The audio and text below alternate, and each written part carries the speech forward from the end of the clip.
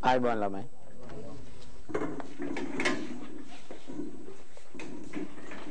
රූපවාහිනී ජාතික පාසල මගින් මෙහෙවනු ලබන අධ්‍යාපනික වැඩසටහන් මාලාවේ තවත් එක් වැඩසටහනකට තමයි අද අප සහභාගී වෙන්නේ.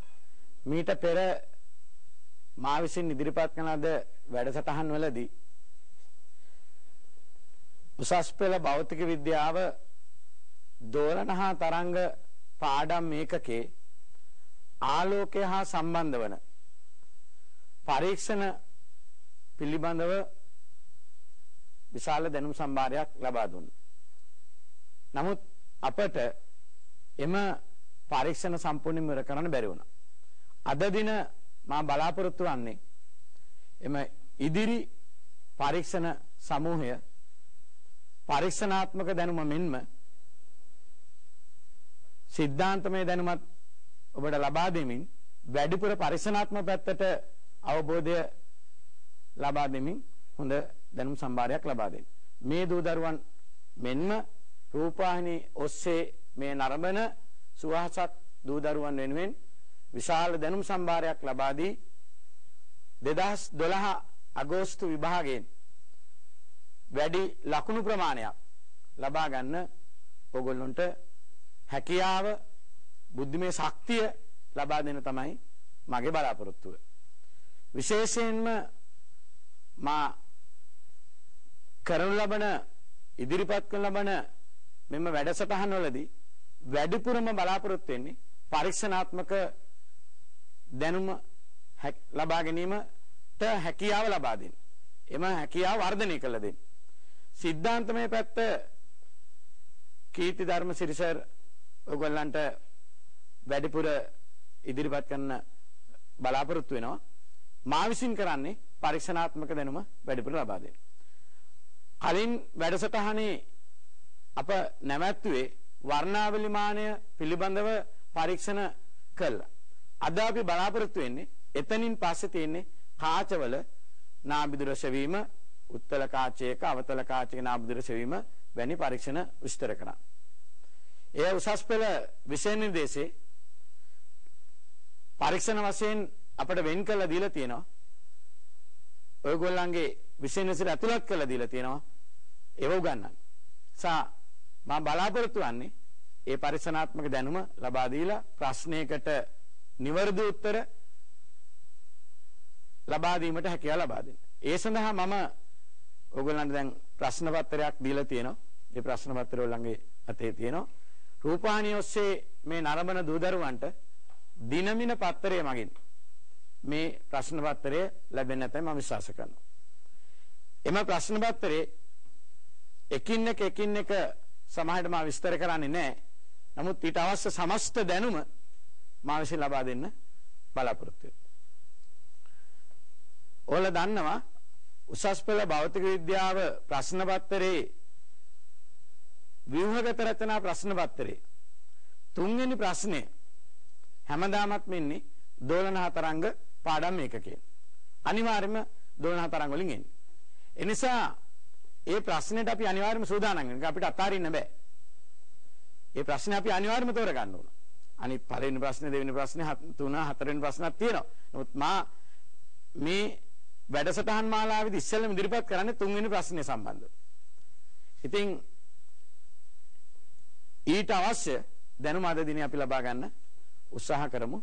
මා වගේම ඔයගොල්ලොත් හොඳින් මේකට සවන් දීලා අවශ්‍ය දැනුම ලබා ගන්න. වලට මොන හරි ප්‍රශ්නයක් තියෙනවා නම් ප්‍රශ්න මා වෙත යොමු කරන්න. ඊට අවශ්‍ය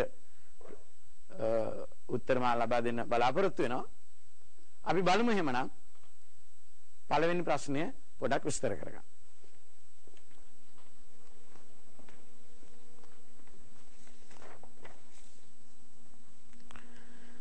දැන් අපි මුලින්ම මෙම ප්‍රශ්න පත්‍රයේ දීලා තිබෙන පළමුවන ප්‍රශ්නයට පිළිතුරු සැපීම සලකා බලමු.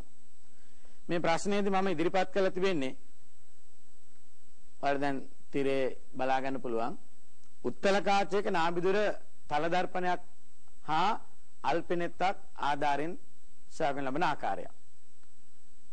අපි බලමු පරීක්ෂණාත්මකවම කොහොමද මෙම ඇටුම සිදු කරන්නේ. දැන් බලන්න මේ තිරේ දිස්සෙන්නේ තල දර්පණය, උත්තල කාචය, මේ තිබෙන අල්පෙනෙත්. ඊට සිරස් සියලින් ඇස තබලා නිරීක්ෂණය කරනවා. අල්පෙනෙත් එහිම ප්‍රතිබිම්බය සමග අපි සමපාත කරගෙන තිබෙනවා. අයි බලමු ප්‍රැක්ටිකල්වම සිදු කරන ආකාරය. ඔබ මේ තිරේ පම්පසින් දකින්නේ තල දර්පණය මත උත්තල කාචය තබා මේ අල්පෙනෙත් වශයෙන් අප මෙහිදී තෝරගන්නේ කම්බි කූරා. පොරොප්පයක රබර් ඇබයක ගසන ලද කම්බි කූරා. බලන්න පරීක්ෂණාත්මක සිදු කරන ආකාරය.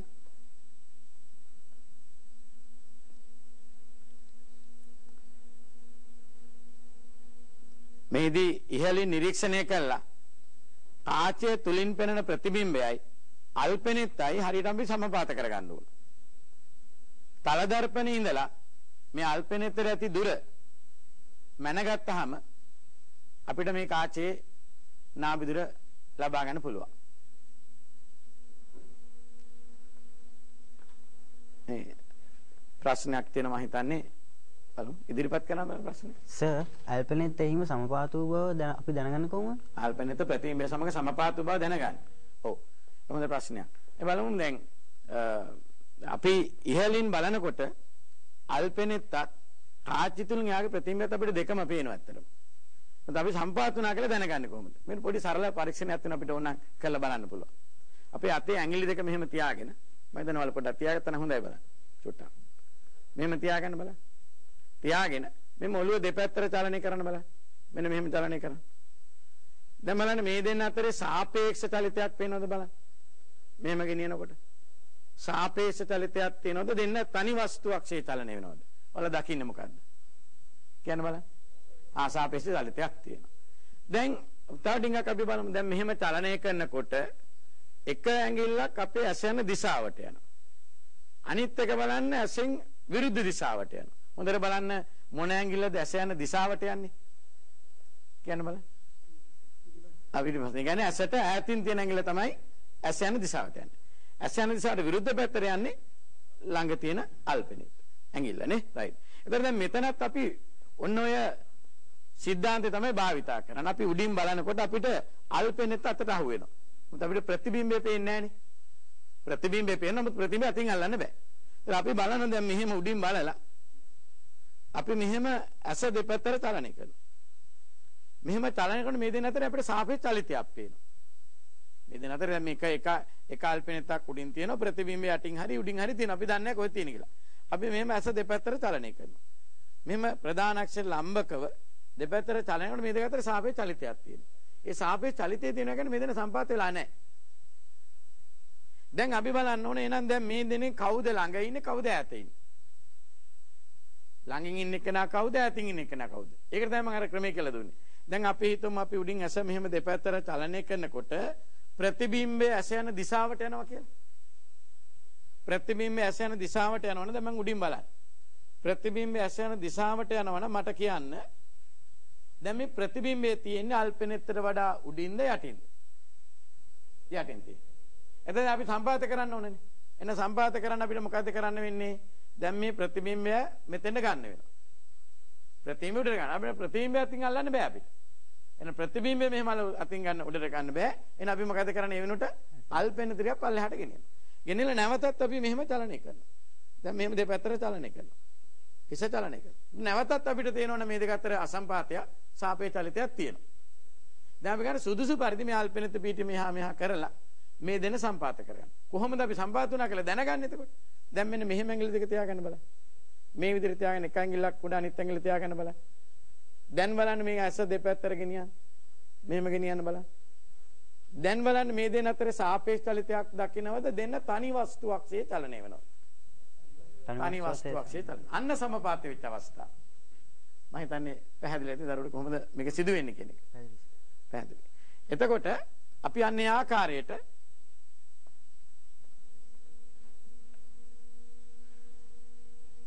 අල්පෙනෙත්ත සුදුසු පරිදි ඉහළ පහළ චලනය කළා මේ වස්තු ප්‍රතිබිම්බ සම්පාතය අපි ලබා ගන්න. ඒ සමපාත ස්ථානය අපි තියෙන දුර තල දර්පණේ ඉඳලා අපිට පුළුවන් මීටර ලක් ආධාරයෙන් මැන ගන්න. ඒ දුර අපි s කියලා ගත්තොත් ඒක මේ කාචේ නාභිදුරට සමානයි. දැන් අපිට බලන්න පුළුවන් මේ වෙලාවේදී කිරණ හැසිරෙන්නේ කොහොමද කියලා. බලන්න ඕනේ කිරණ හැසිරෙන ආකාරය. දැන් බලන්න අල්පෙනෙත්තේ ඉඳලා නිකුත් වන ආලෝක කිරණ කාචේ වෙත ගමන් කරලා කාචෙන් වර්තනය වෙලා වදිනවා දර්පණයට ලම්බකව. දර්පණයට ලම්බකව වැදුනොත් ආපහු මේ මාර්ගය ඔස්සේ එනවා. නැවතත් අපිට බලන්න පුළුවන්. බලන්න. දර්පණයට ලම්බකව වැදුනා ආපහු මේ මාර්ගය ඔස්සේ එනවා. ඇවිල්ලා දැන් මෙතෙන්දී ආපහු හැම වෙනවා. ඒතර මෙතන වස්තු ප්‍රතිම සම්පාතයක් තියෙන මේ විදියට. පැහැදිලි නේද? ඒතර අපි මේ දුර x මැන ගත්තා නම් අපිට s කියන දුර කාචේ නාභිදුර වශයෙන් ලබා ගන්න පුළුවන්. දැන් බලන්න මේ ප්‍රශ්න වල අහලා තියෙන අදාළ කිරණ සටහන අඳින. ඔය කිරණ සටහන තමයි දැන් ඔබ ඔය තිරේ දකින්නේ. මේවට ඊතල දාන්න ඕන පහලට. ඊතල පහලට දැම්මම ඒ කිරණ සටහන සම්පූර්ණ කරන්න පුළුවන්. ඉහළින් බැලුවට පෙනෙන ආකාරයේ රූපයක ඇඳ පෙන්වන්න කියලා තියෙනවා. බලමු අපි මේ පද්ධතියට ඉහළින් අපි ඇස තියලා නිරීක්ෂණය කරොත් අපිට පේන්නේ මෙන්න මේ ආකාරයට.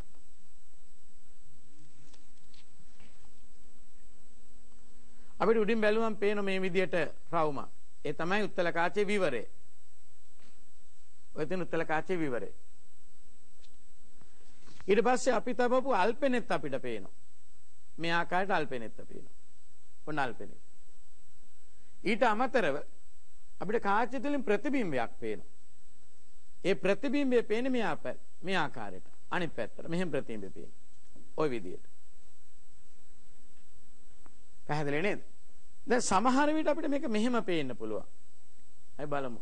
මේ ආකාරයට. අල්පෙනෙත් මෙහෙම පේනවා ප්‍රතිබිම්බය මේ ආකාරයට පේනවා. දැන් මේක වැරදි ළම. මේකට හේතුව තමයි මේ අල්පෙනෙත් හරියටම ප්‍රධාන අක්ෂය මත අපි තබල නැහැ. ඒක පැත්තකට වෙන්න තියලා තියෙනවා. අපි ප්‍රධාන අක්ෂය දිගේ අල්පෙනෙත් චලනය කරන්න ඕනේ. ඒතර මේ විදිය වැරදි. තව විදියක් තියෙන සමහරට අපිට මෙහෙම පේන්න පුළුවන්. ඉහළින් බලනකොට අපි මේ විදියට අල්පෙනෙත් පේනවා. එයාගේ ප්‍රතිබිම්බය මේ විදියට පේනවා. මම මේ කඩේරින් අඳින්නේ ප්‍රතිබිම්බය. දැන් මෙහි තිබෙන වරද තමයි බොහෝ විට ප්‍රධාන අක්ෂයට ආසන්න අල්පෙනෙත් තියලා තියෙනවා. නමුත් අල්පෙනෙත් තුඩ ප්‍රධාන අක්ෂය මත තියලා නැහැ. ඒතර මේ ක්‍රම දෙකම වැරදි. මේක වැරදි. අපි නිවැරදි ක්‍රමය තමයි මා දැන් මේ පෙන්눔 කරලා තියෙන්නේ. මේ විදියට මෙම හරියටම එකම රේඛාවේ තියෙන්න ඕන. එකම රේඛාවේ තියෙන්න ඕන. මොන අපි නැවතත් අඳලා බලුවොත් මේ ආකාරයට අල්පෙනෙත් මේ විදියට ප්‍රතිබිම්බය මේ ආකාරයට. එකම රේඛාවේ තියෙන්න ඕන. මේ තාමත් සරල පරීක්ෂණයක් අත්තරම උත්තල කාචයක නාභිදුර සෙවීමට. එතන මේ පරීක්ෂණයේදී අවසන් කොටසේ අහලා තියෙනවා කාචේ නාභිදුර සෙවීමට මෙම ක්‍රමය වඩා සාර්ථක ක්‍රමයක් නොවන්නේ මන්ද? දැන් මේක ඇත්තටම අපි එක ඛණ්ඩාංකයක් ලබා ගන්න. එක සම්පාත අවස්ථාවක් අරගෙන ඛණ්ඩාංකයක් ගත්තා. එතනදී අපි නාභිදුර සොයන්නේ. අපිට මීට වඩා වෙනත් සාර්ථක ක්‍රම වඩා නිර්වද්‍යව කරන්න පුළුවන්. පරීක්ෂණ කීප සැරයක් කළා අපිට වඩා මධ්‍යයන් උත්තරයක් ගන්න පුළුවන් ක්‍රම තියෙනවා. අපි බලමු ඊළඟ ප්‍රශ්නයට යන්න තවත් නාභිදුර සෙවීමේ ක්‍රමයක් වශයෙන්. බලන්න දෙවෙනි ප්‍රශ්නේ.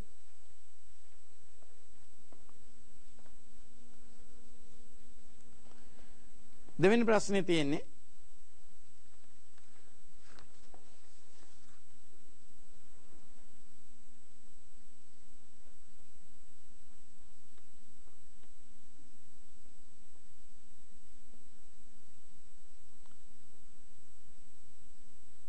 බලන්න උත්තල කාචයක් ආධාරකයක් මත කාච ආධාරකයක් මත රඳවල තිබෙනවා. ඊට ඉදිරියෙන් තිරයක් තියලා තියෙනවා. වස්තු අල්පෙනෙත්තක් තියෙනවා. වස්තු අල්පෙනෙත්තේ ප්‍රතිබිම්බය සෙවීමට සෙවුම් අල්පෙනෙත්තක් තියෙනවා. ඒක දෙක අල්පෙනෙත්ත. එක අල්පෙනෙත්ත හා දෙක අල්පෙනෙත්ත කියලා අල්පෙනෙත් දෙකක් තියෙනවා. දැන් පරීක්ෂණාත්මකවම මේක සිදු කරන ආකාරයත් ඔයගලන්ට මේ තිරය බලන්න පුළුවන්. මේ රූප සටහන. දැන් මේ තිරය දකින්නේ ඒ සකස් කරපු ආකාරය.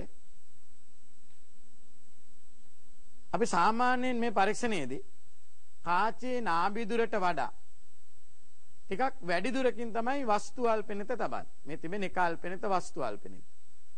ඊට හේතුව මේ වස්තු අල්පෙනෙත ප්‍රතිබිම්බයක් අපි බලාපොරොත්තු වෙන මේ පැත්තේ ගන්න කාචේ අනෙක් පැත්තේ. ඒතර කාචේ අනෙක් පැත්තේ ප්‍රතිබිම්බය ලැබෙන්න නම් අනිවාර්යයෙන්ම නාභිදුරට වඩා ඈතින් තමයි අපි වස්තුව තබන්න ඕනේ. ඒතර අපි ආසන්න වශයෙන් කාචේ නාභිදුර දැනගන්න ඕනේ. කාචේ ආසන්න නාභිදුරට වඩා දුර වැඩි වෙන්න තබන්න ඕනේ. ඒතර ආසන්න වශයෙන් නාභිදුර වන්න ක්‍රමයකුත් තියෙනවා. බොහොම සරලව අපිට කරන්න පුළුවන් කාචයක් අරගෙන හිරුවැලියට ඇල්ලුවා. අපිට හිරුවැලිය නාභිගත වන තැනක් තියෙන කාචේ. දල වශයෙන් අපිට මැන ගන්න පුළුවන්. අල දනෝ පහළ පන්තුවල පා මේ විස්තර කරනවා. කාචේ හිරුවැලියට අල්ලලා හිරුවැලිය නාභිගත වන තැන.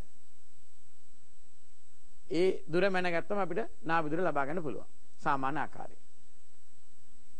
එහෙම නැත්නම් ඈත තියෙන වස්තුවක ප්‍රතිබිම්බයක් බිත්තියක් මත ලබාගත්ත මුත්තල කාචය මගේ ඒ පරතරය මැනගත්ත නම් අපිට නාභිදුර ගන්න පුළුවන්. කාචේ නාභිදුරට වඩා දුර වැඩි වන පරිදි අපි වස්තු අල්පෙනෙත් තබා සෙවුම් අල්පෙනෙත් එහි ප්‍රතිබිම්බය සෙවීමට අවශ්‍ය සෙවුම් අල්පෙනෙත දෙවෙනි අල්පෙනෙත කාචේ අනිත් පැත්තෙන් අපි තබනවා. එහෙම තියලා පද්ධතිය ඉදිරියෙන් ඇස තියලා නිරීක්ෂණය කරන්න ඕන. මේ තිබෙන ඇස. එවිට අපිට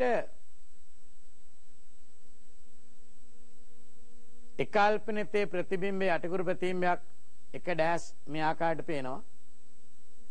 මේ තිබෙන එක ඩෑස් එක අල්පෙනෙතේ ප්‍රතිබිම්බය. මේ තිබෙන දෙක අල්පෙනෙත. අපි පෙර පරිදිම ප්‍රධාන අක්ෂර ලම්බක ඇස දෙපැත්තට චලනය කරනවා. ඇස මෙහෙම දෙපැත්තට චලනය කළා බලන මේ වස්තු ප්‍රතිබිම්බ සම්පාතයක් ලබා ගන්න. පෙර පරිදිම. ඒ පරීක්ෂණාත්මකව සිදු කරන ආකාරය හා සමපාත වන ආකාරය දැන් ඔයගලන්ට මම වීඩියෝ දර්ශනයක් මගින් පෙන්눔 කරන්න. අර මා කලින් ප්‍රකාශ කළ අර වස්තු ප්‍රතිබිම්බ සමපාත අවස්ථාව හොඳින් ඔය කට්ටියට බලා ගන්න පුළුවන් එවි. හොඳින් මේ නිරීක්ෂණය කළා ඉගෙන ගන්න බලන්න.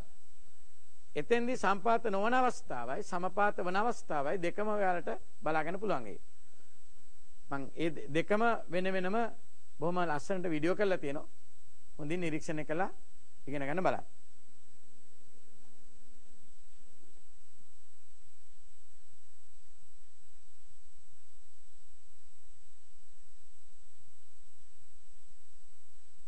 දැන් බලන්න මේ ඔබ දකින්නේ වස්තු අල්පෙනෙත උත්තල කාචය කාච ආධාරකය මේ තිබෙන්නේ දෙවන අල්පෙනෙත ප්‍රතිබිම්බය සෙවීමට භාවිතා කරන සෙවුම් අල්පෙනෙත මේ තිබෙන්නේ පරිමාණය ඈතින් තිරයක් තබා තිබෙනවා. දැන් බලන්න ඇස දෙපසට චලනය කරන විට මේ කාචය මතින් බලන්න ප්‍රතිබිම්බය හා වස්තු අල්පෙනෙත සාපේක්ෂ චලිතයක් ඇති වන ආකාරය හොඳින් නිරීක්ෂණය කරන්න. බලන්න මේලාදී සාපේක්ෂ චලිතයක් තියෙනවා. ඒ කියන්නේ මේ වස්තුවක් ප්‍රතිබිම්බය සමපාත වෙලා නැහැ දැන්.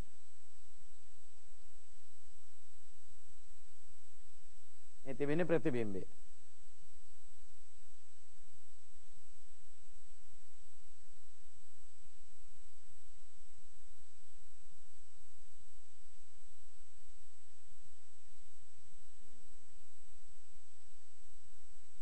බලන්න දැන් සමපාතු අවස්ථාවකුත් අපිට බලා ගන්න පුළුවන්.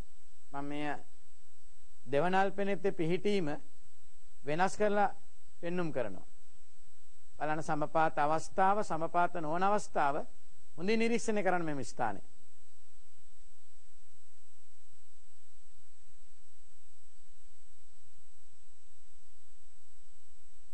මේ දෙවන අල්පෙනෙත්තේ පිහිටීම වෙනස් කරන විට මෙම ස්ථානයේ ඔයගොල්ලෝ දකින සමපාත පිහිටුම වෙනස් වෙනවා. මේ තමයි වැදගත් වෙන්නේ. දැන් බලන්න ඕන. මේ දෙකම එකට චලන වෙන අවස්ථාවක් එනවා. දැන් බලන්න. හොඳින් නිරීක්ෂණය කරන්න මේ ස්ථානේ. දැන් අපි මෙම සමපාත අවස්ථාවේදී උත්තල කාචේ ඉඳලා මේ පළමුවන අල්පෙනෙතර තියෙන දුර වස්තු අල්පෙනෙතර තියෙන දුර මේ මීටර උල ආධාරයෙන් අපිට මැන ගන්න පුළුවන්. මේ දුර වස්තු දුර u. ඒ වගේම උත්තල කාචේ ඉඳලා වස්තු ප්‍රතිබිම්බ සමපාතයේ සිදු ස්ථානයට මම මේ දැන් පෙන්눔 කරන මේ දුර මැනගත්තාම අපිට ලැබෙන්නේ ප්‍රතිබිම්බ දුර. දැන් u වස්තු දුර දන්නවා ඒ වගේම ප්‍රතිබිම්බ දුර දන්නවා. දැන් අපිට පුළුවන් මේ වස්තු අල්පනෙත්තේ පිහිටීම වෙනස් කරන්න. එවිට මෙම 1 ප්‍රතිබිම්බයේ පිහිටීමත් වෙනස් වෙනවා. නැවත නැවතත් මේ ආකාරයට වස්තු අල්පනෙත්තේ පිහිටීම වෙනස් කරමින් විවිධ වස්තු දුර හා ඊට අනුරූප විවිධ ප්‍රතිබිම්බ දුරවල් මා පෙර විස්තර කර පරිදි සොයා ගන්න. එලෙස වස්තු දුර හා ප්‍රතිබිම්බ දුර සොයාගත්තට පස්සේ අපිට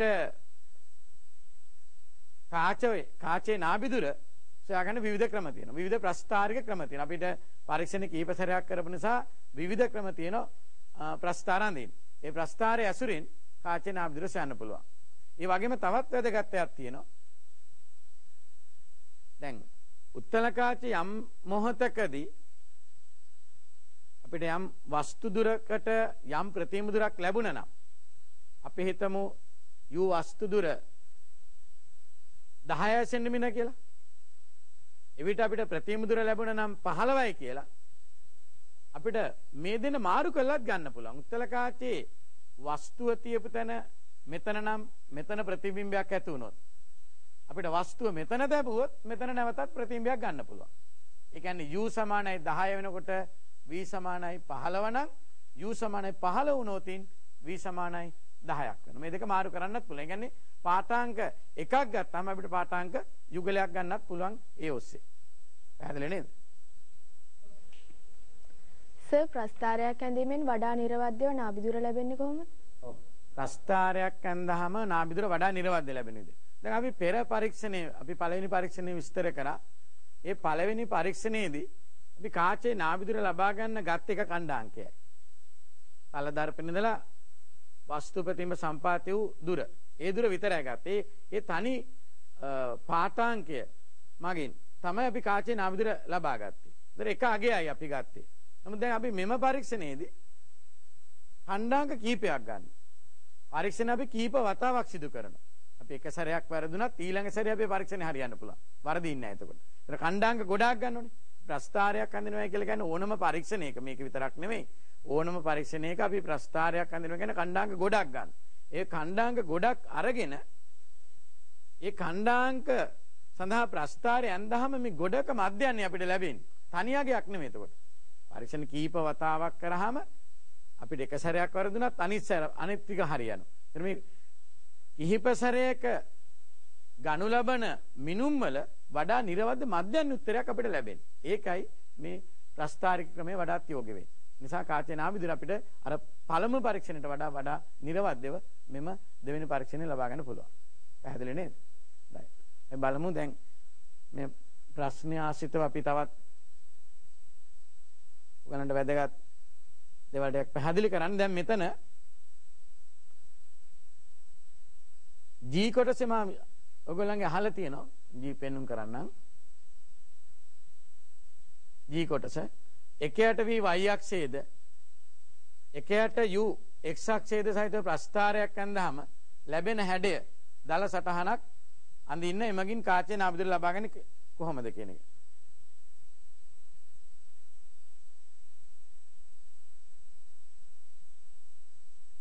බලන්න දැන් මේ තිරේ දිස්සෙන්නේ තාත්වික ප්‍රතිබිම්බ සඳහා කාචේ නාභිදුර ප්‍රතිබිම්බ දුර හා වස්තු දුර අතර සම්බන්ධය.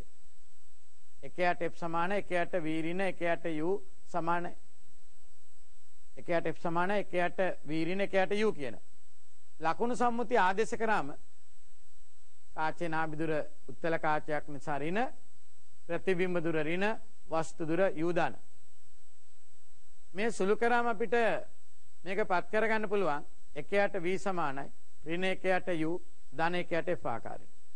මේ රටාව y සමාන mx ධන c ආකාරය. ඔයාලා දන්නවා y සමාන mx ධන c ආකාරය ප්‍රස්ථාරයක් ඇඳාම අපිට ලැබෙන්නේ මේ වගේ හැඩයක්.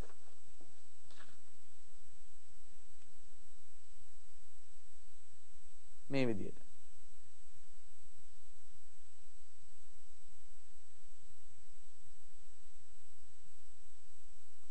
මේ පැත්තට එකයට u මේ පැත්තට එකයට v ගන්න.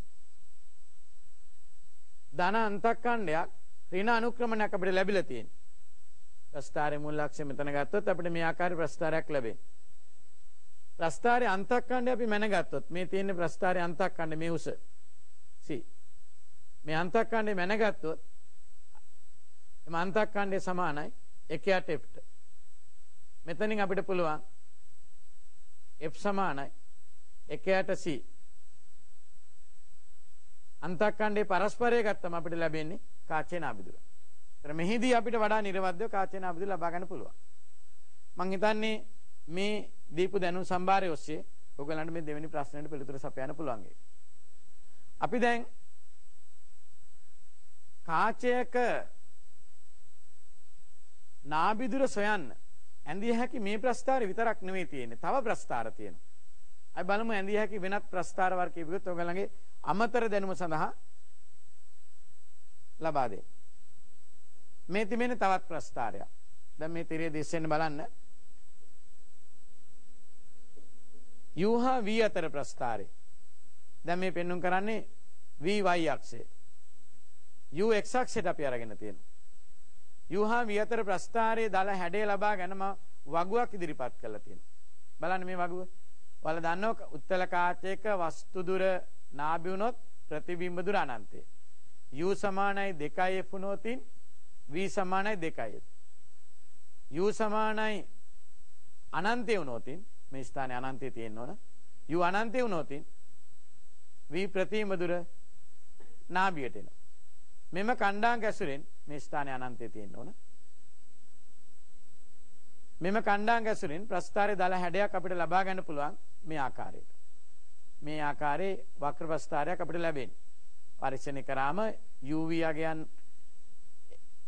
x හා y අක්ෂ වලට පිළිවෙලින් අරගෙන ප්‍රස්ථාරයෙන් මෙවැනි වක්‍ර ප්‍රස්ථාරයක් අපිට ලැබෙන්න ඕන. මෙම ප්‍රස්ථාරයෙන්දත් අපි කාචේ නාභිදුර ලබා ගන්න විදිහ ඉස්සලා ආකාරය නෙමෙයි. දැන් මේ සමමිතික ප්‍රස්ථාරයක් නිසා අපිට පුළුවන් ප්‍රස්ථාරයේ මූල ලක්ෂ්‍ය හරහා සමච්ඡේදක රේඛාවක් අඳින්න. මෙම සමච්ඡේදක රේඛාවට හරියටම ප්‍රස්ථාරයේ හමු වෙන ලක්ෂ්‍ය අපි ගත්තොත් ඒ කාචේ නාභිදුරට සමාන අගයක් තියෙන ස්ථානයක් ලැබෙන්නේ. එහි ඛණ්ඩාංකය ff ලැබෙන්නේ. මේ ස්ථානයේ ඛණ්ඩාංකය අපි ලබා ගත්තාම මේ ඛණ්ඩාංකය ඇසුරෙන් මෙතන නැතනම 2f වෙන්න ඕන. u සමානයි 2f වෙනකොට v සමානයි 2f. එතන මේ ස්ථානයේ එන්න ඕන නැතනම 2f වෙන්න ඕන. මේ ස්ථානයේ ඛණ්ඩාංකය ගත්තාම ඒ ඛණ්ඩාංකය ඇසුරෙන් අපිට උත්තල කාචේ නාභිදුර ගන්න පුළුවන්. මේ ස්ථානයේ අගය අරගෙන දෙකෙන් බෙදුවම අපිට මෙතන උත්තල කාචේ නාභිදුර ගන්න පුළුවන්. අපි දැන් තවත් ප්‍රස්ථාරයකට යමු. දැන් ඔයාලා දකින්නේ මේ x අක්ෂයට u අගයත් y අක්ෂයට u ධන v අගයත් අරගත්තාම ලැබෙන ප්‍රස්ථාරයේ හැඩය. බලන්න මේ ප්‍රස්ථාරයේ ඒකටත් ප්‍රස්ථාරයේ සාමාන්‍ය හැඩය ලබා ගන්න විදිය මම මේ වගුවේ පෙන්눔 කරලා තියෙනවා. u නාභිදුර නාම v ප්‍රතිබිම්බ දුර අනන්තයයි. ඒතර u ධන v එන්නේ අනන්තයයි. u සමානයි 2f වුණොතින්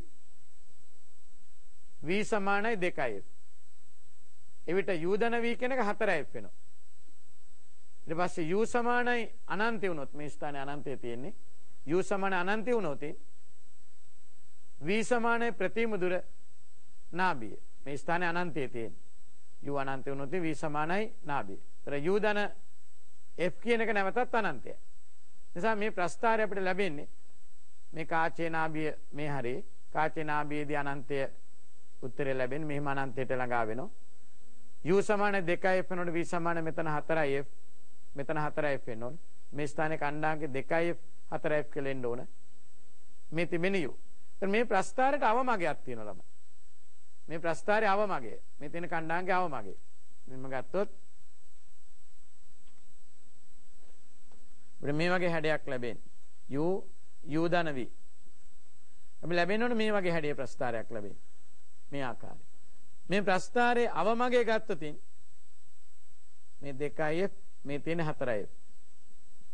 මේ ප්‍රස්ථාරයට අවමගයක් තියෙනවා. මේ අවමගය 4f ට සමානයි. ඒතර අපිට පුළුවන් මේ උස මනින්න. ප්‍රස්ථාරය ඇඳලා මේ උස මනින්න. මේ උස අපි තමක් හරි y කියලා. y සමානයි 4f ට. එහෙනම් අපිට පුළුවන් මෙතනින් f සමානයි y බෙදීම 4. ඔතන අපිට කාචේ නාමදිර ලබා ගන්න පුළුවන්. ඒ ඇඳිය හැකි තවත් ප්‍රස්තාරයක්. විවිධ ප්‍රස්තාර තියෙනවා. MCQ ප්‍රශ්න වලත් විවෘත රචනා ප්‍රශ්න වලත් අපින් අහන්න පුළුවන් විවිධ අවුරුදු වල විවිධ ප්‍රශ්න එහෙම අහලා තියෙනවා. අපි බලමු තවත් ප්‍රස්තාරයක්.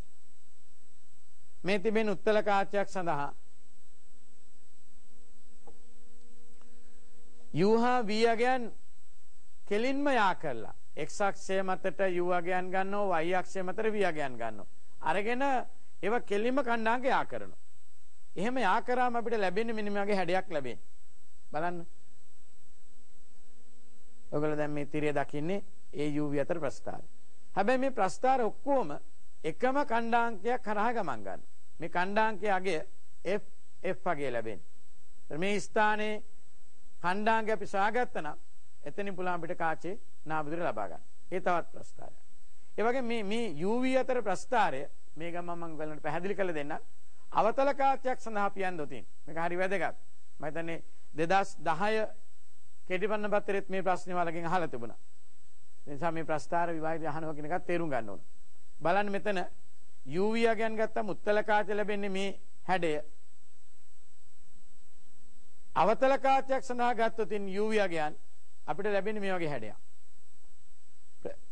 එම ප්‍රස්ථාර ටික මේ වගේ ලක්ෂය තමයි අපිට හමු වන්නාසේ පේන්නේ. මේ ස්ථානයේ අපි කණ්ඩාංගය ගත්තනම් අපිට පුළුවන් වෙනවා අවතල කාචේ නාමදිර සොයන්න. උත්තල කාචයක නම් මේ ආකාරයට, අවතල කාචයක නම් මේ ආකාරයට. මම ඔබට මේ පෙන්눔 කරේ උත්තල කාචයකට අපිට ඇඳිය හැකි ප්‍රස්ථාර කීපයක්. දැන් අපි පරීක්ෂණ දෙකක්ම විස්තර කරා ඉතාම පැහැදිලිව. දැන් අපි බලමු උත්තල කාචේ නාමදිර සොයන්න තවත් ක්‍රම තියෙනවා. එක ක්‍රමයක් නෙමෙයි මම කොයි විවිධ ක්‍රම තියෙනවා. තවත් වෙනස් ක්‍රමයකට අපි කරන්න බලමු දැන්. බලන්න ඔයගලගේ ප්‍රශ්න පත්‍රයේ තුන්වෙනි ප්‍රශ්නය පෙරලා ගන්නද? තුන්වෙනි ප්‍රශ්නේදී නැවතත් තල දර්පණයක් ඇසුරු කරගෙන උත්තල කාචේ නාමදිර සෙවීමට කරනු ලබන සකස් කිරීමක් තිබෙනවා. බලන්න මේ තිරය දකින්න ප්‍රශ්නය. කාච ආධාරකයේ මත උත්තල කාචේ රඳවල තිබෙනවා. තල දර්පණය ඊට පිටුපසින් සිරස්ස තියෙනවා. ඉදිරියෙන් අප ඇස තබා නිරීක්ෂණය කරනවා.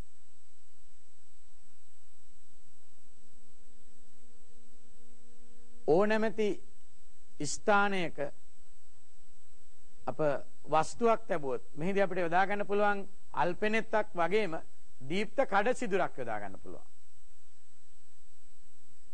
බලන්න මෙහිදී මේ දීප්ත කඩ සිදුර වශයෙන් මම මේ දැන් පෙන්눔 කරන කොටස භාවිතා කරන්න පුළුවන්. මේ තුල දැල්වෙන බල්බයක් තිබෙනවා. හරස් කම්බියක් තිබෙනවා. ඒ හරස් කම්බිය අපිට විවිධ ආකාරයට යොදා ගන්න පුළුවන්. මෙහිදී මම අර්ධ වෘත්තාකාර හැඩයට මෙම කම්බිය තෝරගෙන තියෙනවා. මැද සිරස් කම්බියක් අලවලා තියෙනවා. ඒ තමයි වස්තු වශයෙන් ඇසිරෙන්නේ. එමගින් නිකුත් වන ආලෝකය කාචෙන් වර්ධනය වෙලා මේ දර්පණයේ වැදිලා පරාවර්තන නැවතත් වෙනවා. ආවහම නැවතත් මේ තිරය මත මේ ස්ථානයෙන් ප්‍රතිබිම්බයක් ඇති වෙනවා. බලමු අපි දිස්සන ආකාරය. මම වීඩියෝ දර්ශන හොඳින් නිරීක්ෂණය කරා.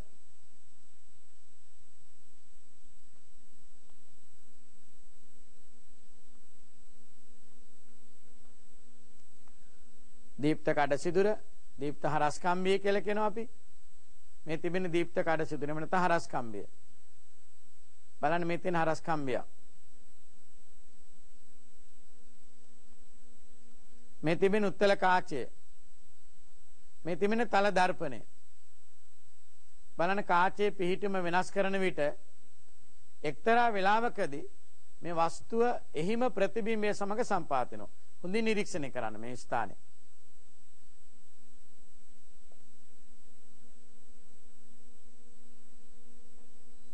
උඩින් ඔබ දකින වස්තුව මේ අට ස්ථානයේ පෙන්නේ ප්‍රතිබිම්බය.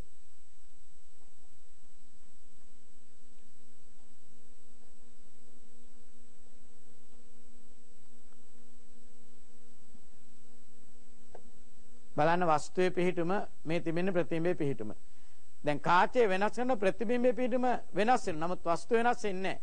හොඳින් නිරීක්ෂණය කරන්න.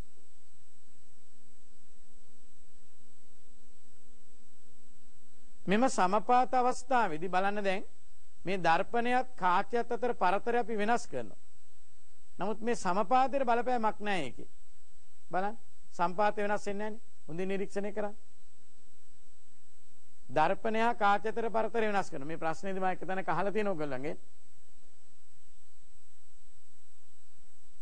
කාචය හා දර්පණය අතර පරතරය වෙනස් කළ විට මෙම සමපාතය වෙනස් වේද? මම හිතන්නේ ඒක 8 වෙනි ප්‍රශ්නේදී මම නැවතත් දාලා අහලා තියෙනවා. 8 වෙනි ප්‍රශ්නය හරි 9 වෙනි ප්‍රශ්නේදී හරි ඇති. නැවතත් අපිට එතෙන්දී විස්තර කරන්න පුළුවන්. මේ සමපාත දුරට කාචය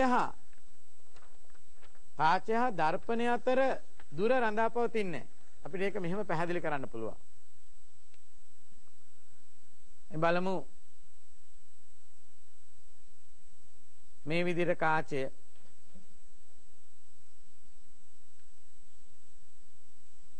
මේ විදිහනේ සම්පාත වෙන්නේ. මේ යන කිරණ මෙහෙම ගිහිල්ලා මේ දර්පණේ වැදිලා ලම්බකව නැවතත් පරාවර්තන මෙහෙම එන්නේ. එවිට මේ දුර වෙනස් කරා කියලා මේ ලම්බකව වදින එක වෙනස් වෙන්නේ නැහැ. මේ සමපාතයට මේ දුර බලපාන්නේ නැහැ ළමයි. පැහැදිලි නේද? right. අය බලමු. මම හිතන්නේ ඒක ගොඩක් කෙටි ප්‍රශ්නයක් වගේ තියෙන්නේ. ඒකේ කොටස් ටික හරි. අපි ඉක්මනින්ම 3B කොටසට යන්න බලමු. තවත් පරීක්ෂණයක් අපි අද දවස් තුල ඉක්මනින්ම කරගන්න බලමු. බලන්න උත්තල කාචයේ නාභිදුර සෙවීමට තවත් ක්‍රමයක්. විශාලන ක්‍රමය. මෙහිදී අපි උත්තල කාචය සිරස්ව ආධාරකයක රඳවලා ඊට ඉදිරියෙන් පරිමාණයක් තබන. එම පරිමාණය ආලෝකමත් කරාම එහි ප්‍රතිබිම්බයක් අපි තිරයක් මතට ගන්න පුළුවන්. ඒ ප්‍රතිබිම්බේ තිරයක් මතට ගන්න. ප්‍රතිබිම්බය තිරය මත ලැබෙන්න නම් මේ පරිමාණය අපිට සාමාන්‍ය ඕන පරිමාණයක් භාවිතා කරන්න බෑ. මෙතෙන්ද විශේෂිත පරිමාණයක් භාවිතා කරන්න. ආලෝකමත් කරාම විනිවිද ගමන් කරන වීදුරු පරිමාණයක් එහෙම නැත්නම් ප්ලාස්ටික් පරිමාණයක් භාවිතා කරනවා. එවිට තමයි පැහැදිලි ප්‍රතිබිම්බයක් අපිට තිරය මත ලබා ගන්න පුළුවන්කම ලැබෙන්නේ. බලමු පරීක්ෂණාත්මකව විද්‍යාගාරය තුලදී මේ සිදු කරන්නේ කොහොමද කියන එක.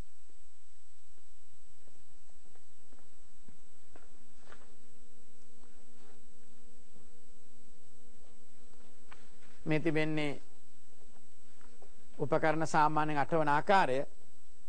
මෙහිදී අප මිනුම් ලබා ගන්නේ මේ තිබෙන වස්තු පරිමාණය. වස්තු පරිමාණයේ ආසන්න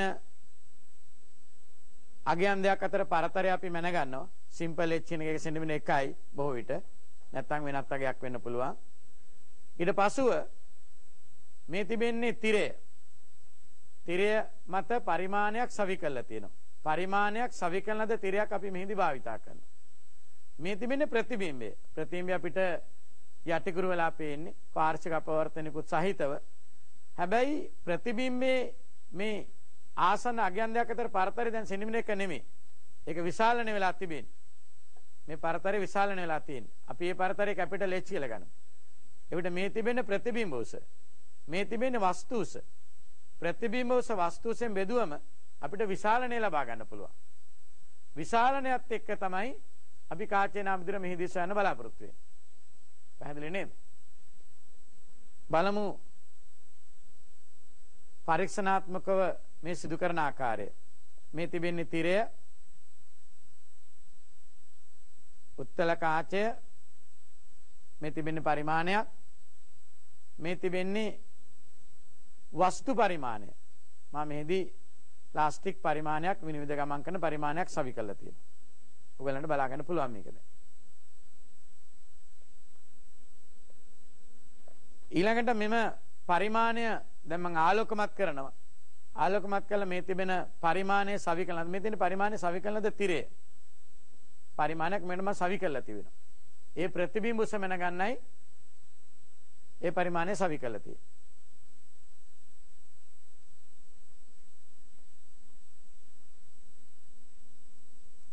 දැන් ආලෝකමත් කරා බලන්න මේ වස්තු පරිමාණයේ ප්‍රතිබිම්බයක් මෙම තිරය මත ඇතිවන ආකාරය සුදුසු පරිදි තිරේ පිහිටීම වෙනස් කළා හොඳ පැහැදිලි ප්‍රතිබිම්බයක් මේ තිරය මත ලබා ගන්න ඕන. බලන්න තිරේ පිහිටීම වෙනස් කරනකොට මේ ප්‍රතිබිම්බය වෙනස් වෙනවා. පැහැදිලි ප්‍රතිබිම්බයක් ලැබෙන තෙක් තිරය අපි සල්ප වශයෙන් එහා මෙහා කරනවා.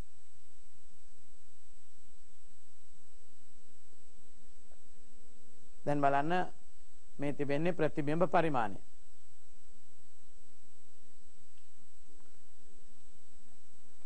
දැන් අපි මොහොතක් මේ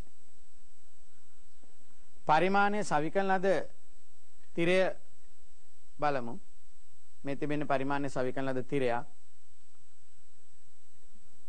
ප්‍රතිබිම්බය ඇති වුණාට පසුව මේ පරිමාණය මගින් ප්‍රතිබිම්බ උස අපිට මැනගන්න පුළුවන්.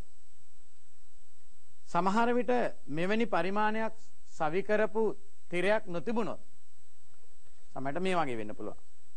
එවැනි අවස්ථාවකදී බෙදුම් කටුවක් මගින් මෙහි ඇතිවන ප්‍රතිබිම්බ පරිමාණයේ ආසන්න අගයන්දයක් අතර පරතරය බෙදුම් කටුවක් මගින් අපි සටහන් කරගන්නවා මේ ආකාරයට. එය පරිමාණයක් මත තියලා අපිට පුළුවන් නිවැරදි ප්‍රතිබිම්බ උස මැනගන්න. දැන් පරිමාණය තිබෙනවා නම් අපිට පරිමාණය මැනගන්න පුළුවන්. පරිමාණය නොමැතිනම් බෙදුම් කටුවෙන් තමයි අපි ආසන්න පාඨාංග දෙක අතර පරතරය ලබාගෙන මීටර වලින් නිවැරදි ප්‍රතිබිම්බ උස මැනගන්න. ඒ වගේම මෙවැනි තිරයක් ගොඩක් කලකට භාවිතා කරනවා මෙවැනි කාච පරීක්ෂණවලදී පද්ධති ඉදිරියෙන් තියන්නේ. ඔය ගොඩාක් පරීක්ෂණවලදී ඔයාලා දකින්න ඇති ඉදිරියෙන් තිරයක් මේ තිරය තියලා තිබුණා. මේ තිරය තියබන්නේ අවට ඇති වස්තුන් මේ කාචයට වස්තුවක් නොවීම සඳහා. විභාගයේදී අහන්නත් පුළුවන් මෙවැනි පරීක්ෂණවලදී සුදු තිරයක් ඈතින් තබන්නේ ඇයිද කියලා. ඒකට පිළිතුර තමයි අවට ඇති වස්තුන්ගෙන් බලපෑමක් ඇති නොවීම. එහෙම නැත්නම් අවට ඇති වස්තුන්ගේ ප්‍රතිබිම්බ කාචය තුලින් ඇති නොවීම සඳහා. පැහැදිලි නේද? දැන් අපි බලමු විශාලන ක්‍රමය යොදාගෙනගත් පාඨාංක ඇසුරෙන් කාචේ නාභිදුර ලබා ගන්න ආකාරය. අපි දන්නවා කාච සූත්‍රය 1/8 f සමානයි 1/8 v ඍණ 1/8 u. ලකුණු සම්මුතිය ආදේශ කරොත් ඍණ නාභිදුර ප්‍රතිබිම්බ ඍණ වස්තුර u දාන. මුළු සමීකරණයම ඍණ කැපිලා යනවා. ඍණ 1/8 f සමානයි 1/8 v ධන 1/8 u කියලා. අපිට මුළු සමීකරණය වැඩි කරන්න පුළුවන් v ගෙන්. මුළු සමීකරණයම v ගෙන් වැඩි කරමු. බලන්න v බෙදීම f සමානයි 1 ධන v බෙදීම u. දැන් බලන්න v බෙදීම f සමාන 1 ධන v බෙදීම u කියන්නේ ප්‍රතිබිම්බ දුර බෙදීම වස්තු දුර. එහි යගේ සමානයි ප්‍රතිබිම්බ උස බෙදීම වස්තු උස කියන විශාලණයට. දැන් පුළුවන් අපිට කැපිටල් H බෙදීම සිම්පල් H මෙතන උක්ත කරගන්න. කැපිටල් H බෙදීම සිම්පල් H සමානයි 1 බෙදීම f වාරයක් v ධන 1 අනිත් පැත්තන ඍණ 1ක් වෙනවා. දැන් බලන්න මේ c වගේ මේ x වගේ මේ නියතයක් අනුක්‍රමණ m වගේ මේ හරියට y වගේ. දැන් බලන්න අපි ප්‍රස්ථාරයක් ඇන්දොතින් අපිට ලැබෙන්න ඕන x අක්ෂයට v ප්‍රතිබිම්බ දුර y අක්ෂයට කැපිටල් H බෙදීම සිම්පල් H.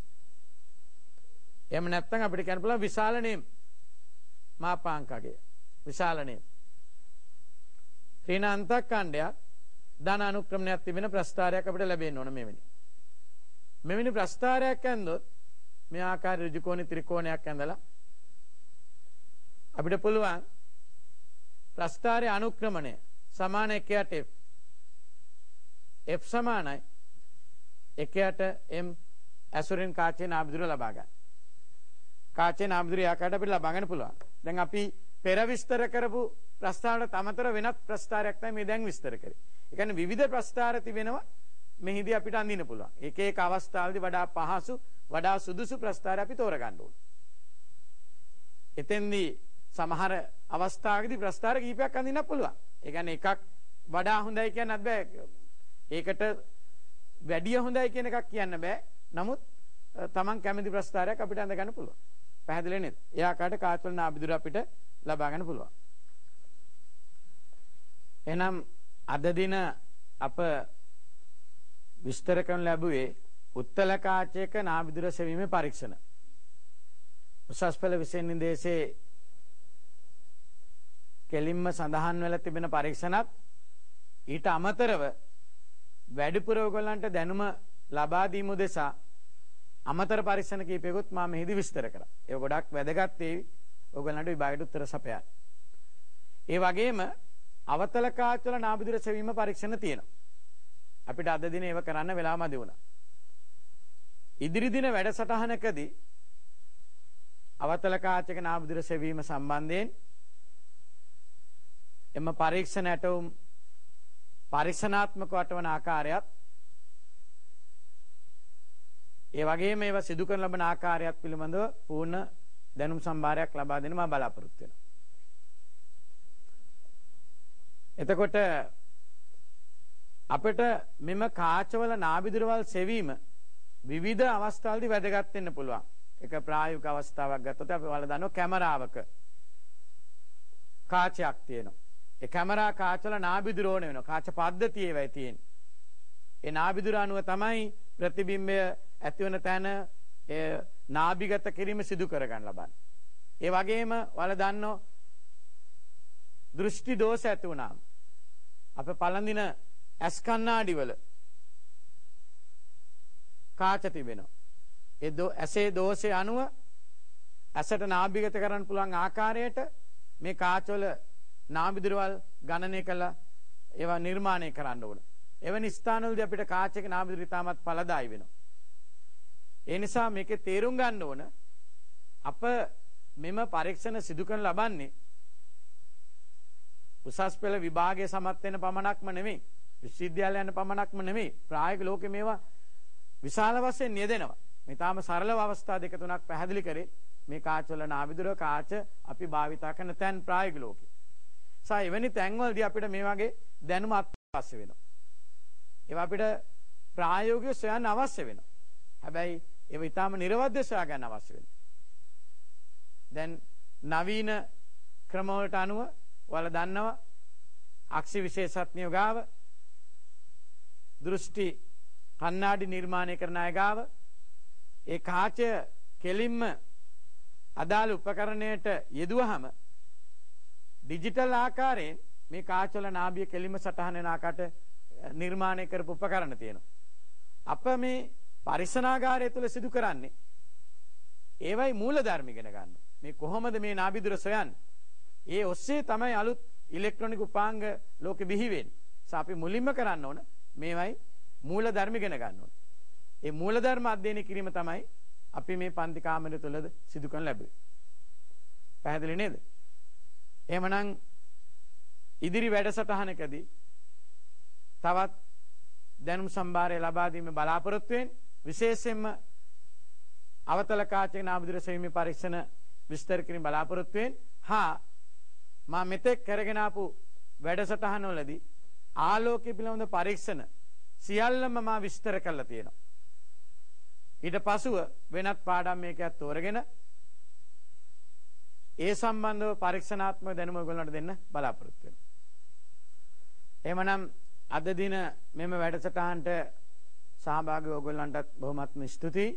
ඒ වගේම ජාතික රූපවාහිනිය ඔස්සේ මෙම වැඩසටහන නැරඹීමට සහභාගී වූ හැම දිනකටම ස්තුති කරමින් ඉදිරියේදීත් ජාතික රූපවාහිනිය ඔස්සේ විකාශනය කරන ලබන මෙවැනි වැඩසටහන් වලට ඔයගොල්ලෝ අපහා එක්ව සිටින නැත්නම් බලාපොරොත්තු වෙමින් අද දින වැඩසටහන නිමාටපත් කරනවා.